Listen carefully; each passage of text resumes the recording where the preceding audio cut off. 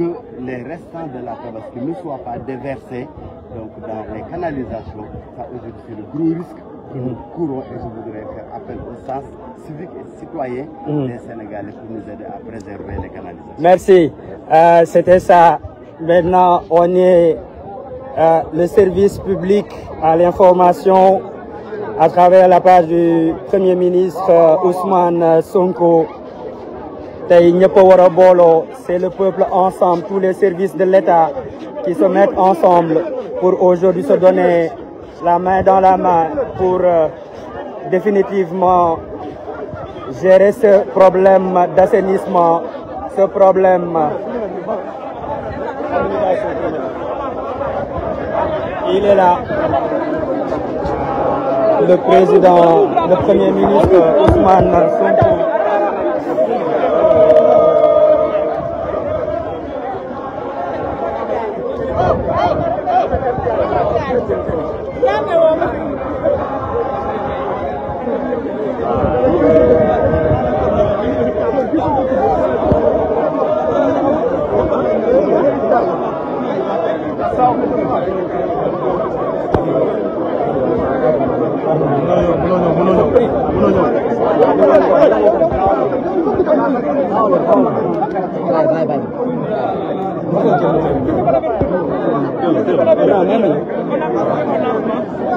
Le Premier ministre qui s'entretient avec les autorités, le gouverneur, le préfet.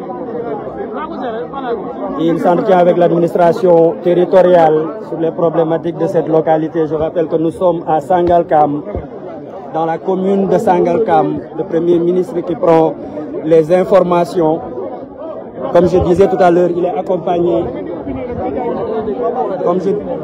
Comme je disais, il est accompagné des ministres Daouda Ngom et du ministre aussi Cheikh Tidiane Dièye.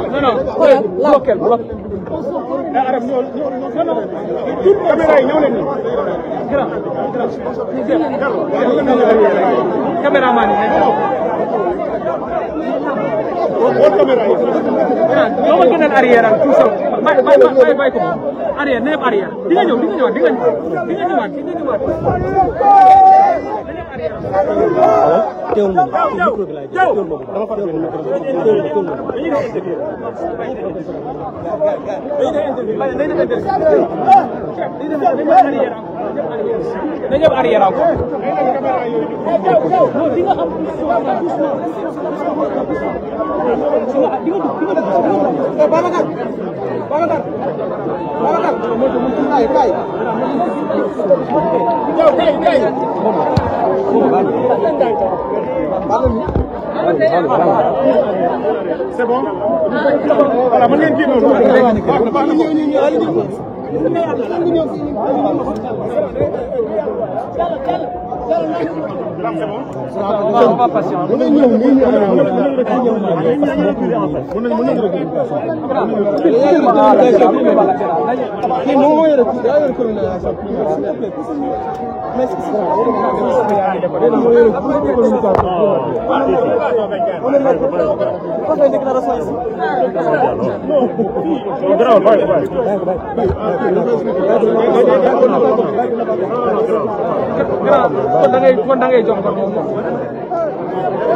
on va patienter. On va s'organiser, on va tous aller en même là.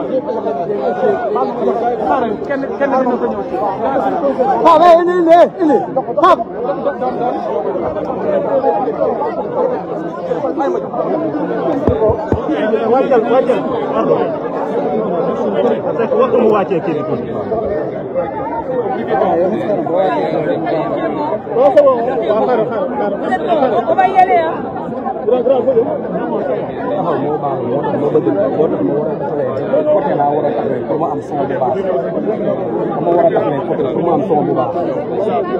C'est bon derrière.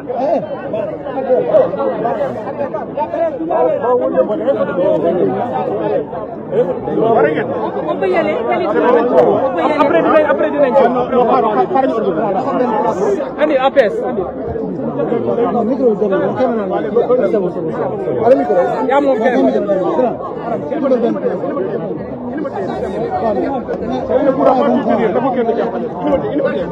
APS kay mooy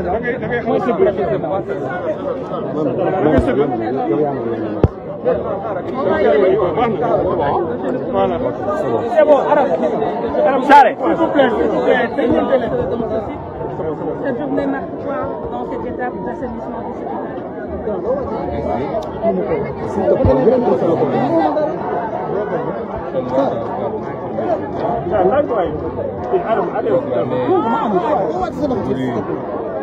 conceptualisé et lancé par son excellence le président de la République, qui dans le cadre du volet citoyen de son programme a inscrit des actions citoyennes qui permettent à différents segments du peuple, notamment les segments civils et militaires, mais au sein des segments civils, toutes les composantes, de pouvoir communier autour d'actions de politique publique. Et en l'occurrence, pour cette fois-ci, des actions de nettoiement et de curage entre les zones de l'hivernage.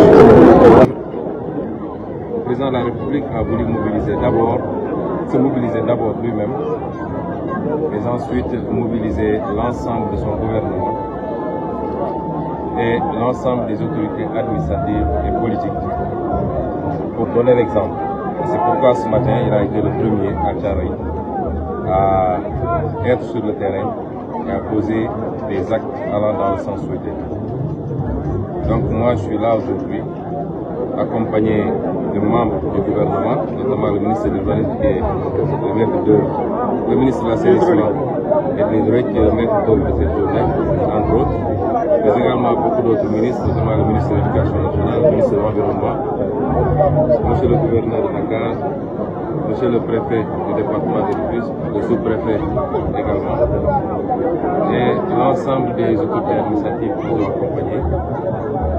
Nous avons fait le choix de venir ici parce que ce quartier présente, l'ensemble de cette zone d'ailleurs, présente une spécificité qui va au-delà de l'activité de curage. C'est une zone qui souffre de la problématique des occupations anarchiques et notamment sur ce qu'il est convenu d'appeler les zones non édificantes, c'est-à-dire des zones qui avaient été désignées par les experts comme ne devant jamais faire l'objet de lotissement, a fortiori d'habitation. Parce que ces zones-là constituent des voies naturelles de passage des eaux pluviales, mais quelquefois c'est des zones même lacustres, où il y avait, dans le temps où il pleuvait beaucoup, il y avait de petits cours d'eau, des lacs, en tout cas une stagnation d'eau en temps plein. Et cette zone en est la parfaite illustration. Si vous vous rappelez bien, lors du conseil interministériel consacré à la prévention et la gestion des inondations, j'avais particulièrement insisté sur ces zones. Et c'est pourquoi j'ai considéré que symboliquement, il fallait en choisir une. Et Kaoussara et environ en font partie pour venir délivrer un message. Le message, il est très simple. C'est que on ne peut plus continuer à laisser la prolifération d'habitations dans des zones comme celle-là. Les conséquences, c'est que, quels que soient les moyens extrêmement importants que l'État peut engloutir dans la gestion du drainage des eaux dans ces zones-là, le résultat est très maigre. Parce que, comme on dit, les eaux sont toujours plus fortes et elles retrouvent toujours leur voie naturelle. Et aujourd'hui, c'est au niveau de la prévention d'abord qu'il faut gérer ces questions-là. Un travail a été fait en 2022, je crois, de recensement des habitations de ce genre et avait donné comme résultat plus de 3500 cités qui sont construites dans des voies de drainage des eaux à travers le Sénégal. Et on nous dit que presque la moitié se trouve dans le département de Rufisque. Et nous ne pouvons plus continuer à laisser faire. Parce qu'un quartier ne se construit pas à nos jours. Une maison même ne se construit pas à nos jours. Si on en est là, c'est que quelque part il y a eu défaillance et carence des services de l'État qui ont laissé, souvent sans titre ni droit, sans aucune autorisation de l'urbanisme, que des gens puissent construire jour après jour, semaine après semaine, pour voir naître des quartiers. Et après, ça pose la problématique de la gestion de ces quartiers-là. Les conséquences particulièrement pour